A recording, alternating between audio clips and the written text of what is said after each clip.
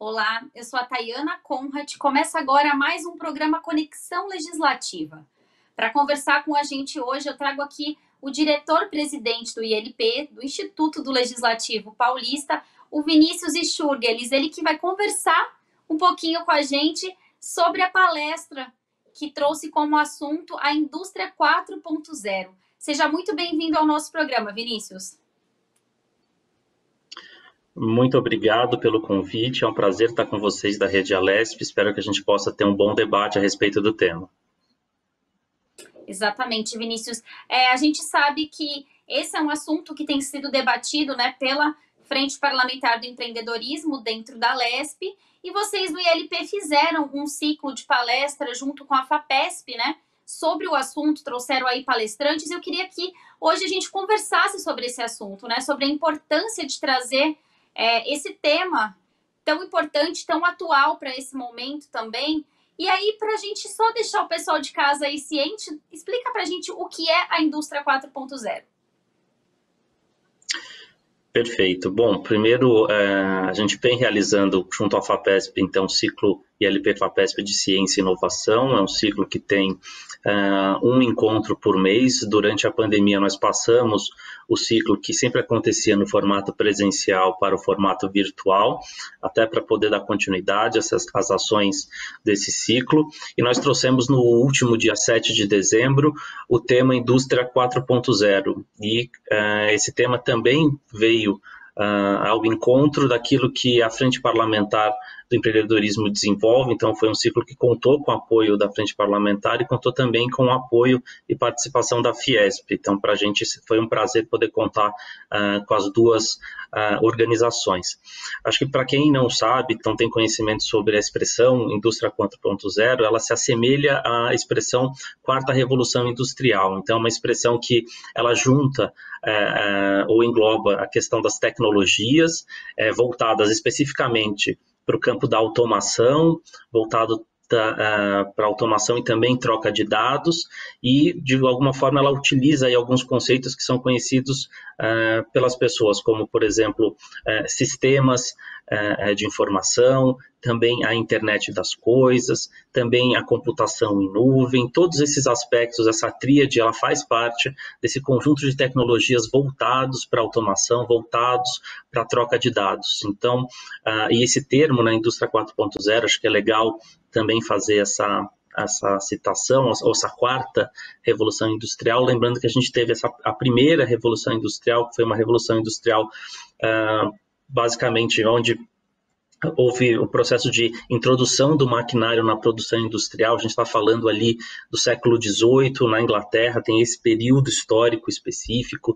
Depois da segunda revolução industrial, que vai de meados do século XIX até meados do século XX, onde a característica básica foi a produção em massa. Vale lembrar que nesse período a gente também tem a ascensão das fábricas, da linha de produção, do Fordismo, do Taylorismo, e por fim a terceira revolução industrial já dentro do século XX, entre mais ou menos a década de 50 e a década de 70, que foi comumente chamada aí a revolução digital, onde a gente acompanhou, em termos históricos, o surgimento dos computadores, surgimento dos primeiros PCs, da utilização, então, da computação. E a revolução, a indústria 4.0, a quarta revolução industrial, traz esse aceleramento, essa aceleração de utilização de tecnologia, buscando automação e troca de dados. E, Vinícius, a gente sabe, então, que o ILP, junto com a FAPESP, na verdade, faz esse ciclo de palestras, né? Indústria 4.0 foi apenas um dos assuntos, mas normalmente vocês abordam, realizam, né, eventos de divulgação científica, sempre dirigidos às sociedades, aos gestores públicos, né, e interessados nesses temas abordados.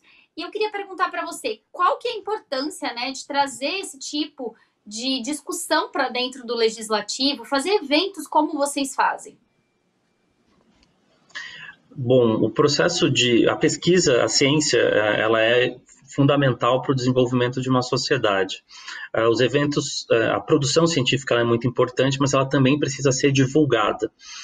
Então a gente chama isso de difusão de conhecimento, nessa difusão científica, e aí trazer essa discussão para dentro da Assembleia faz com que nós tenhamos a possibilidade de ter mais um lugar, mais um local de difusão científica, mais um local para divulgação daquilo que é produzido, seja pelas universidades, seja aquilo que é fomentado pela FAPESP. Então, nós temos aí mais um ponto. A importância é ampliar o sistema de divulgação, ampliar a difusão da ciência, fazer com que a sociedade, gestores públicos, demais interessados dentro do segmento de atuação específico possam ter acesso a essa divulgação científica, mas principalmente, no nosso caso, os legisladores. A gente sabe que a Assembleia Legislativa do Estado ela é um importante local de produção de políticas públicas, e se nós temos condição de auxiliar nesse processo, trazendo resultados de pesquisa, trazendo pesquisadores para dentro desta Casa de Leis, fazendo com que eles também tenham contato com resultados de pesquisa ou de produção científica, eles também podem, de alguma maneira, ou de acordo também com a sua conveniência, trazer essas informações e produzir melhores legislações, melhores políticas públicas. Então, o objetivo é um objetivo de auxílio, de poder colaborar com o processo de elaboração de legislação, trazendo também o que a gente chama de legislação amparada ou baseada em evidência. A gente fala isso muito em políticas públicas, então é uma pesquisa que vai subsidiar a produção de políticas públicas, então ter uma pesquisa que também subsidie a produção de legislação. Agora, desse último encontro que você falou, né, que aconteceu agora no dia 7 de dezembro, onde o tema foi Indústria 4.0, faz um resumo para a gente dos principais pontos que foram abordados nessa discussão? Claro. Bom, a gente teve, então, no começo do nosso evento, a palavra justamente da Frente Parlamentar de Empreendedorismo, representando o deputado Itamar Borges, teve o Silvério Crestana conosco. A gente teve a FAPESP também comentando sobre o interesse que eles têm, e aí participou conosco o Renato Cororno, que é um gerente de departamentos tanto de competitividade como de tecnologia da micro, pequena e média empresa. Então, de que maneira esse segmento da indústria se apropria ou pode se apropriar da indústria 4.0, e a frente complementando sobre como eles têm trabalhado em termos de legislação sobre isso, e nós tivemos três grandes palestrantes, né? A gente teve o professor Guilherme Rauch, que falou sobre internet artificial na agroindústria, de maneira isso é atrelado especificamente ao segmento agroindustrial.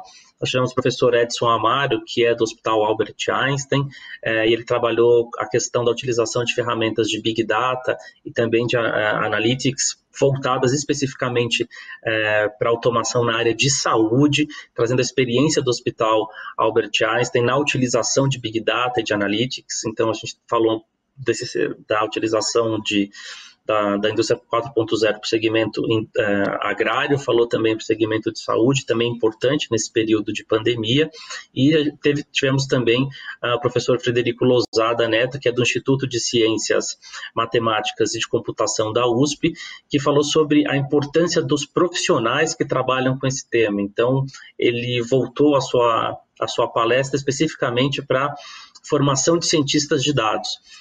Hoje é muito comum a gente dizer que mesmo os acadêmicos quanto os profissionais do futuro, de alguma maneira, eles têm que ter essa formação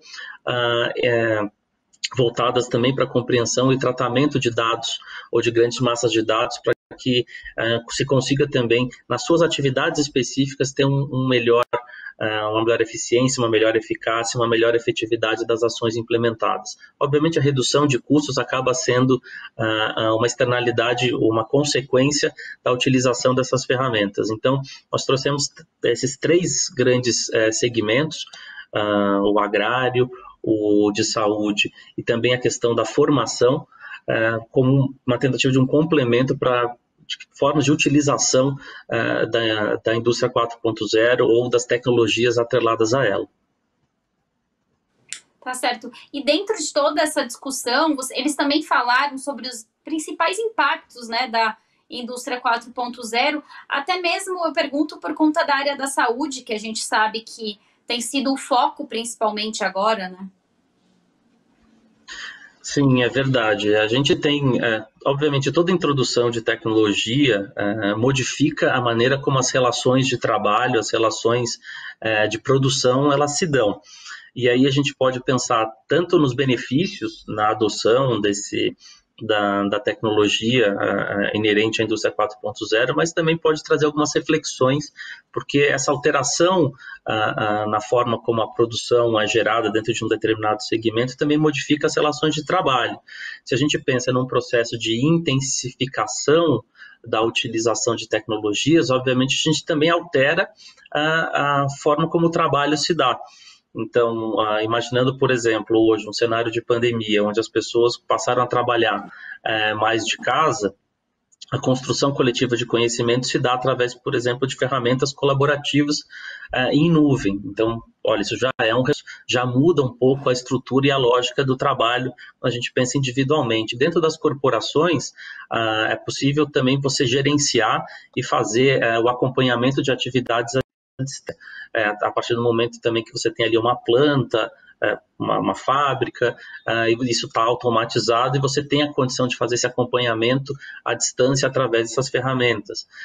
E, obviamente, você pode ter uma crítica com relação a isso, que a partir do momento que você modifica a forma como o trabalho se dá, eu também tenho que preparar esse profissional para poder lidar com essas ferramentas. No nível individual, às vezes pode parecer um pouco mais simples, mas se você modifica estruturas ou modos de produção de uma maneira mais complexa, você pode, eventualmente, aumentando a automatização, ter reflexos no emprego ou na quantidade de postos de trabalho disponíveis para aquela mesma função. Esse é um fenômeno que, obviamente, acompanhou todo o processo industrial ao longo da história. Não é exclusivo desse quarto movimento, mas é algo que os gestores também têm que se preocupar, de um lado, pela qualificação do profissional, que precisa ser um profissional diferenciado, ele precisa ter conhecimento e mais ferramentas para poder trabalhar nesse ambiente, e isso exige mais formação, exige maior tempo, e, do outro lado, o risco, obviamente, de um desemprego. Mas acho que a gente também pode falar dos benefícios. Dá tempo para a gente ampliar esses benefícios? Claro. Vamos falar sobre os Então, tá benefícios bom. também. Acho que vamos falar sobre os benefícios. Eu acho que quando a gente pensa na implementação de tecnologias que vão facilitar o nosso trabalho, obviamente a gente está imediatamente pensando numa redução de custos. Acho que dentro do setor produtivo esse é o maior... talvez uma das maiores motivações, porque você pode fazer mais, obviamente de maneira mais eficiente também, com o mínimo desprendimento de recursos. Então, a introdução de sistemas possibilita isso, possibilita essa racionalização dos insumos no processo produtivo e, consequentemente, na competitividade, seja no preço, seja na disputa por mercados. A gente também tem a possibilidade de uma operação, e aí, independente do segmento, uma operação online. Lógico, isso tudo depende de infraestrutura. Então, a necessidade que o trabalhador que está operando aquele sistema, independente da sua localização, ele tem infraestrutura para poder fazer isso. Existindo, ele pode operar sem que existam, por exemplo, restrições de localização, sem que a gente, por exemplo, como a gente está fazendo aqui agora, né, a gente está se encontrando virtualmente sem necessidade de deslocamento seu e meu para o mesmo local. Então, a gente se encontra virtualmente, a gente racionaliza, economiza inclusive o tempo que a gente teria até o local de trabalho ou o ponto que a gente estabeleceria como ponto de encontro. Então a gente ganha tempo, a gente acelera aquilo que a gente se propõe a fazer. Então, operar isso de maneira real através das ferramentas é algo que a indústria 4.0 traz e intensifica. A gente também tem a possibilidade de operar pensando especificamente numa indústria, diversos segmentos ou diversos módulos produtivos com flexibilidade em termos de distanciamento, com flexibilidade em termos de acionamento e de resultado. E todos esses aspectos, no fim, acabam otimizando, né, o desempenho da indústria, acabam fazendo com que aí eu chamo indústria, o segmento específico que está utilizando aquela ferramenta, otimiza a operação, faz com que a indústria basicamente consiga racionalizar esse processo, buscando uma diminuição de custos e também melhor produtividade. E, Vinícius, quando você fala de benefício, né, eu até ia entrar nesse assunto com você, a gente fala em benefício até, principalmente nesse período que a gente está passando, né, pandêmico, a gente sabe que muitas pessoas perderam emprego e resolveram empreender. A gente sabe também que cresceu aí a taxa de pessoas com microempresas. Então, é importante a gente falar também para essa população, né, para essa pequena parte da população que está conseguindo empreender agora nesse momento, que a indústria 4.0, na verdade, pode ajudar, né? Traz aí uma inovação. É verdade. Obviamente, todo momento de crise, isso é muito comum ouvir, ele traz uma incerteza e, às vezes, causa rupturas dentro da questão do emprego e da renda, mas ele traz também oportunidades. Então, obviamente, tem um processo de transição entre uma atividade e outra.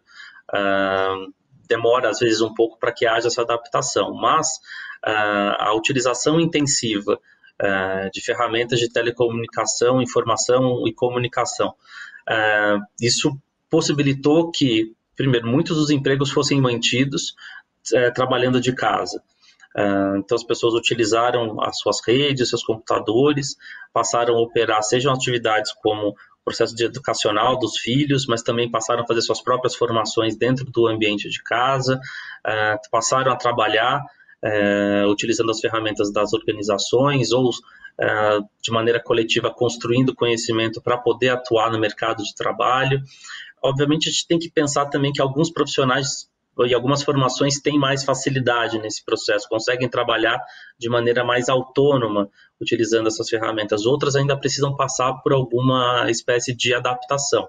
Mas, hoje em dia, o rol de ferramentas disponível, bem como a quantidade ou as necessidades possibilitaram uma flexibilização tanto do lado do empregador e das oportunidades.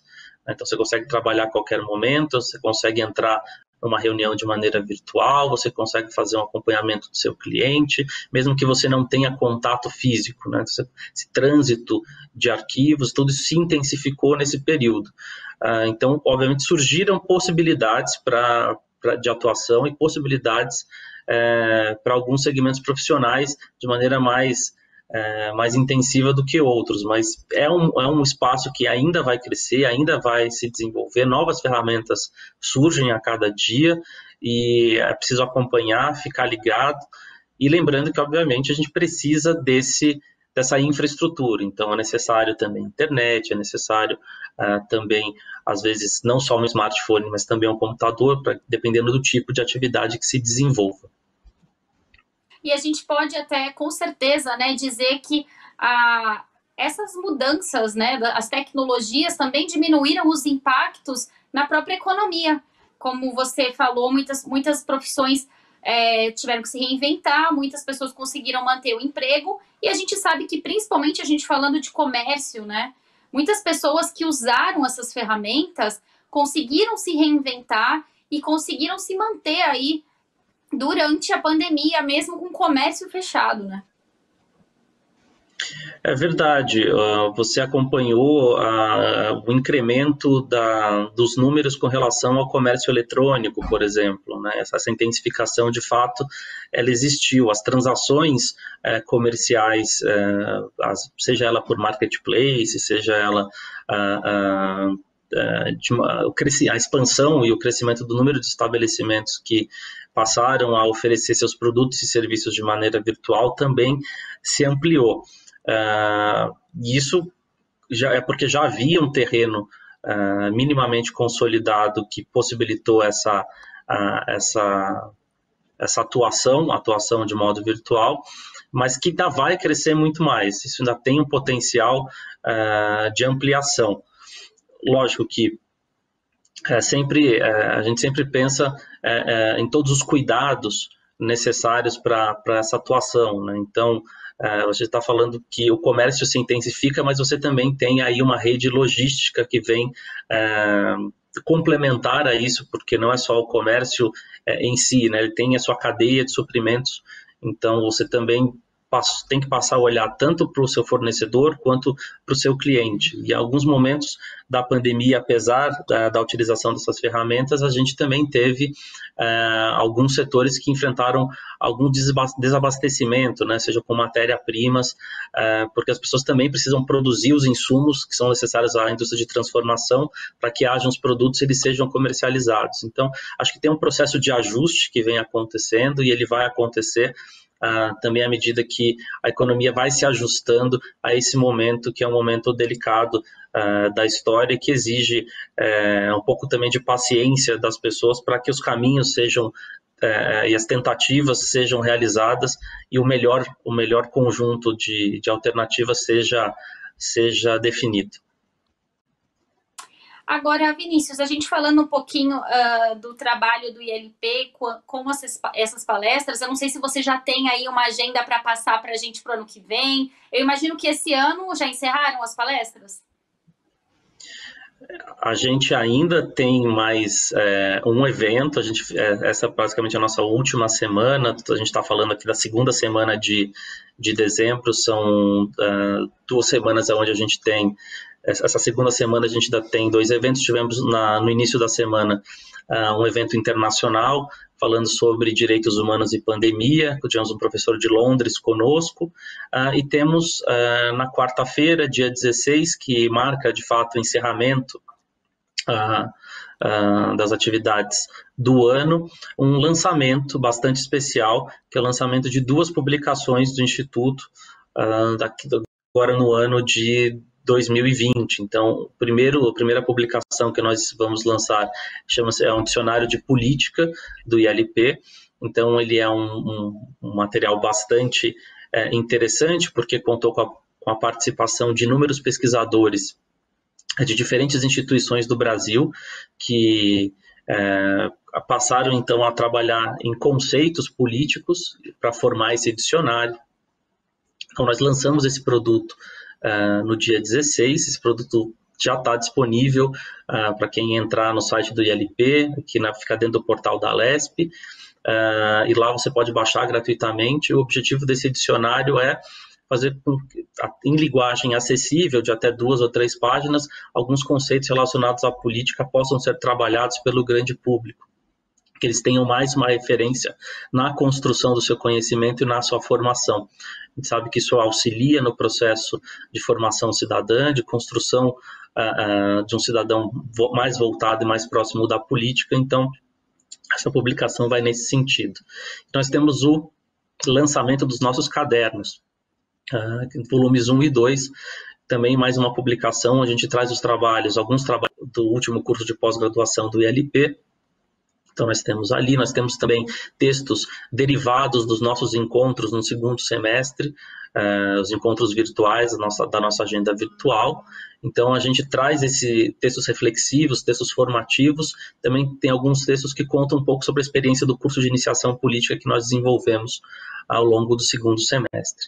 Então, a gente tem aí 2 publicações, mais de 400 páginas, disponíveis de modo gratuito, podem ser baixados dentro do portal da Alesp, na seção destinada ao ILP. Esse vai ser o nosso último evento do ano de 2020. Já temos uma programação, sim, a gente está ainda em fase de planejamento, possivelmente nos próximos dias ela já vai estar divulgada em boa medida no nosso site, mas vão ser pelo menos já 20 encontros já marcados, além de pelo menos mais 8 datas para o ciclo LP-FAPESP, 4 datas no primeiro semestre, que é o que a gente tem planejado agora, os temas, e 4 datas para o segundo semestre, mantendo um ciclo que já dura mais de 3 anos, e ano que vem vai para o seu quadriênio.